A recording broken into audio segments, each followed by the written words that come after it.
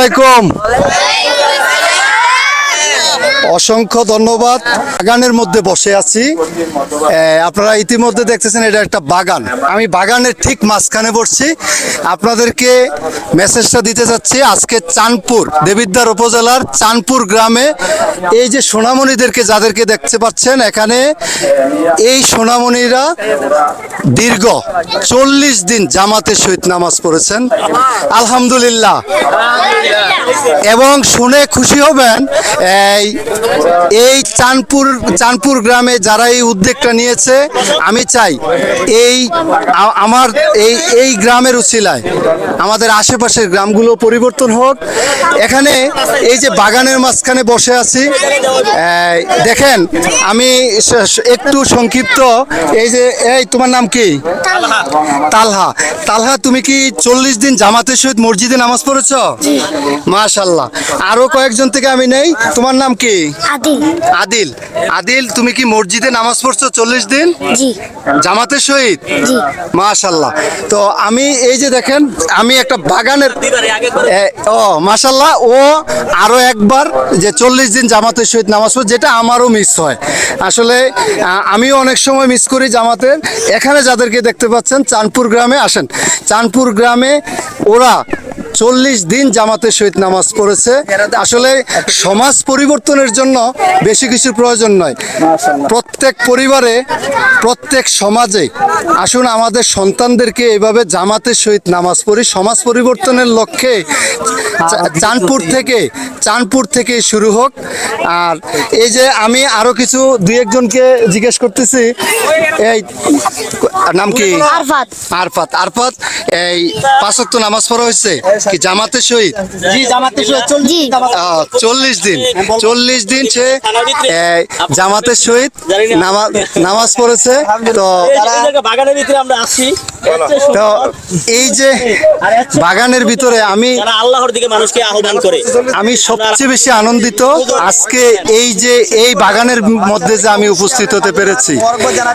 এই বাগানটা যে যারা সাজিয়েছেন এবং উদ্যোগ নিয়েছেন, সেই জন্য আমি বসেন দীর্ঘ 40 দিন আমি পার্সোনালি আমি গর্বিত, আমি আনন্দিত এই সুন্দর একটি পরিবেশ করার জন্য। এবং আজকে তারা পুরস্কারের ব্যবস্থা করেছেন। আচ্ছা, এই কি নাম? ইয়াসিন আরাফাত। এই যে পুরস্কার পেয়ে কেমন লাগছে? খুশি লাগছে। কেমন লাগছে? এই যে দেখেন, প্রত্যেকটা বাচ্চাই শিশু এখানে পুরস্কৃত হয়েছেন। প্রত্যেকেরই এখানে দেওয়া হয়েছে, আপনার ডিনার সেট দেওয়া হয়েছে। অসংখ্য ধন্যবাদ চাঁদপুর গ্রামের। আপনি মোবাইলটা আরেকজনের কাছে দেন। চাঁদপুর গ্রামের সকলকে আমি অসংখ্য ধন্যবাদ জানাই, যাদের উদ্যোগে, বিশেষ করে এই সাদেক ভাই সমাজ পরিবর্তনের লক্ষ্যে চাঁদপুর গ্রামে দীর্ঘদিন যাবৎ কাজ করতেছে। দেখেন, একটা পজিটিভ চিন্তা। এই ছোট বাচ্চারা যদি গড়ে ওঠে এই পর্যায় থেকে, যদি 5 ওয়াক্ত নামাজ জামাতের সহিত পড়ে, সমাজ কিন্তু পরিবর্তন হয়ে যাবে। আমাদের সন্তানেরা, বেশিরভাগ সন্তান খেলাধুলা না করে, মাঠ না থাকার মাঠ না থাকার কারণে নেশায় আসক্ত হচ্ছেন, মাদকে আসক্ত হচ্ছেন। সেই মাদক থেকে দূরে যাওয়ার জন্য চাঁদপুর গ্রামে এই যুব সমাজদেরকে যেই ফুলের বাগানটা দেখতে পাচ্ছেন, এই বাগানের মাঝখানে কিন্তু আমরা তাদেরকে 40 দিন নামাজ পড়ছেন। নামাজ শেষ করে তারা আজকে পুরস্কৃত হয়েছেন। এই কাজটি করেছেন, আপনি দাঁড়ান, এই কাজটি করেছেন আমাদের চাঁদপুর গ্রামের সকলেরই পরিচিত সাদেক ভাই, যিনি দীর্ঘদিন যাবত এই চাঁদপুর গ্রামে কাজগুলো করে যাচ্ছেন। সাদেক ভাই, আমি জানতে চাচ্ছি এই চিন্তাটা কেন আসলো, বা আপনার কেমন লাগছে আজকে? আমি কিন্তু ব্যক্তিগতভাবে অনেক খুশি যে এটা প্রত্যেকটা পাড়া, মহল্লায়, গ্রামে এই কার্যক্রমগুলো চলুক। এটা আমি ব্যক্তিগতভাবে, আপনার কেমন লাগছে বলেন? আলহামদুলিল্লাহ। আমার এই উদ্যোগটা নেওয়ার মূল উদ্দেশ্য হইল, আমি যেহেতু একটা মাদ্রাসার শিক্ষক, জি, আমি যেহেতু একটা মাদ্রাসার শিক্ষক, যখন আমি ছাত্রদের বলি তোমরা নামাজ পড়ো না কেন, বলে সময় পাই নাই, বা আমিও প্রেশার দেনা, বাবাও প্রেশার দেনা। তো বুঝতে পারলাম যে এদের গোড়া সমস্যা। গোড়া কি? যদি এদের বাবা মা এই এটা পাইতো, আমরা যে দিতেছি, তাদের ওই শিক্ষাটা পায় নাই। তাদের প্রতিষ্ঠান ছিল না, মাদ্রাসা ছিল না, তারা ওই সুশিক্ষাটা পায় নাই। যদি আজকে তারা সুশিক্ষা থাকতো তাহলে তারা এমন পরিবর্তন হইতো।